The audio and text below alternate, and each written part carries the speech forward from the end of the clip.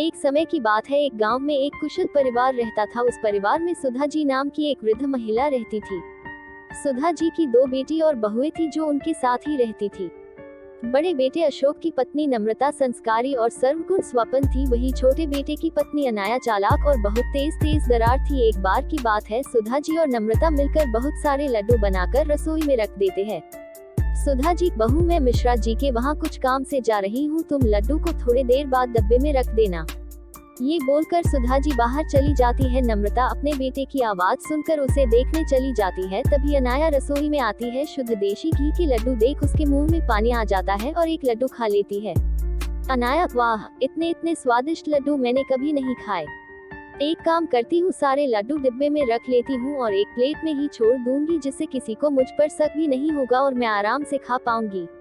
वो लड्डू की प्लेट उठाकर एक डिब्बे में भरकर चुपके से अपने कमरे में ले जाती है और प्लेट में एक लड्डू वही छोड़ देती है। अपने कमरे में जाकर अनाया पेट भर लड्डू खाती है। पेट भर जाने पर वह लड्डू के डिब्बे को छुपा देती है। नम्रता अपने बेटे कार्तिक को सुला रही थी, तभी सुधा जी घर आ जाती है। सुधा जी, नम्रता, अरे ओ नम्रता। नम्रता सास की आवाज सुनकर भागी हुई आती है। नम्रता, जी माँ जी, बुलाया आपने? सुधा जी, बेटा जरा चाय बना देना और हाँ, लड्डू भी ले आना, एक दो खा लूंगी। नम्रता रसोई में जाती है और लड्डू का खाली प्लेट देखकर चौंक जाती है। नम्रता, लड्डू कहाँ गए? मैंने तो डिब्बे में भी नहीं रखे, प्लेट में तो एक लड्डू है, अभी माँ को बताती हूँ। नम्रता सुधा जी को जाकर बात बता देती है। नम्रता, माँ जी, लड्डू रसोई में नहीं है, मैंने वही रखे थे पर अब नहीं है। सुधा जी, क्या लड्डू तो तेरे सामने ही बनाए थे, फिर कहाँ गए? नम्रता, पता नहीं माँ जी, कार्तिक रो रहा था तो मैं कार्तिक के पास चली गई उसे सुलाकर, अभी आपकी आवाज सुनकर आ रही हूँ। सुधा जी रसोई में जाती है। अनाया लड्डू से भरा मुंह जल्दी साफ करती है और रसोई में आती है। अनाया, क्या हुआ मम्मी जी, आप गुस्से में क्यों हो? सुधा जी, बहू, यहाँ लड्डू के प्लेट रखे थे, अब देखो इसमें एक भी लड्डू नहीं, पता नहीं कौन खा गया, शुद्ध घी के लड्डू थे। तभी अशोक और राहुल भी आ जाते हैं और रसोई से लोगों की बातों को देख दोनों रसोई की ओर जाते हैं। अशोक अपने माँ से मजाक में कहता है, अशोक, क्या हुआ माँ? क्या हुआ माँ, किस गहन विषय पर चिंतन चल रहा है? सुधा जी, अरे देखो ना बेटा, शुद्ध घी के लड्डू बनाए थे, पता नहीं कौन खा गया, अब इसमें एक भी नहीं है। अनाया, आपके बाहर जाने के बाद तो नम्रता दीदी ही ना थी रसोई में, शायद कहीं उन्होंने ही। नम्रता, अनाया, ये क्या बोल रही हो तुम? मैं कार्तिक के पास थी। सुधा जी और घर के सभी सदस्य अनाया की बात पर विश्वास कर लेते हैं और नम्रता के खिलाफ हो जाते हैं। सभी नम्रता को खूब सुनाते हैं तो वो रोने लगती है। अनाया बहुत खुश होती है, वो खुद से कहती है, इन लोगों को बेवकूफ बनाना कितना आसान है। कुछ दिन बाद सुधा जी काजू और बादाम खरीद कर लाती है और नम्रता को संभाल कर रख देने के लिए कहती है। सुधा जी ये कहकर वह से चली जाती है। नम्रता काजू और बादाम के डिब्बे को अलमारी में रख देती है। अनाया काजू बादाम का डिब्बा देख लेती है और रोज मुट्ठी भर करके खूब काजू बादाम खाती है और इसी तरह एक ही हफ्ते में काजू बादाम खत्म हो जाते हैं।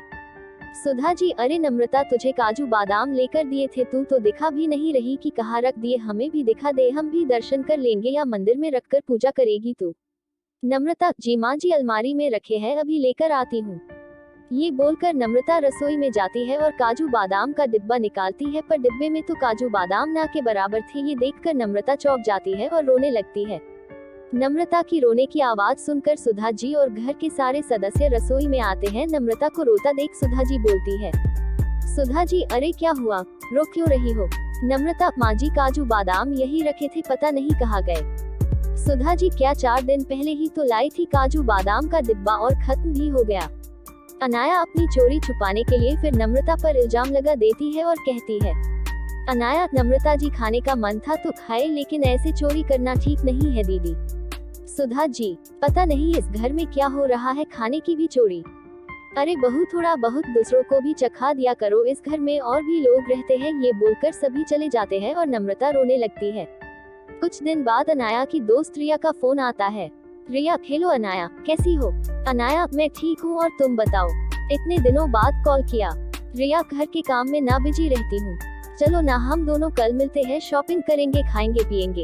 अनाया, अच्छा ठीक है, कल मिलते हैं, वैसे भी शादी को 2 महीने हो गए, कहीं घूमने भी नहीं गई मैं, राहुल को तो टाइम भी नहीं मिलता। रिया, ठीक है ना, तो कल मिलते हैं, तू तैयार रहना। अनाया खुद से कहती है, मैंने रिया को हाँ तो बोल दिया, पर पैसे कहाँ से लाऊंगी, बाहर जाने का मतलब पैसों का खर्च होना। अब अनाया पैसों की जुगाड़ में लगी है। वो सुधा जी के कमरे से गुजरती है, तभी अशोक सुधा जी को 10,000 रुपए रखने के लिए देता है। अब रात होते ही अनाया सुधा जी के कमरे में जाती है और 10,000 की गड्डी चुरा लेती है। सुबह होते ही अशोक 10,000 सुधा जी से मांगता है।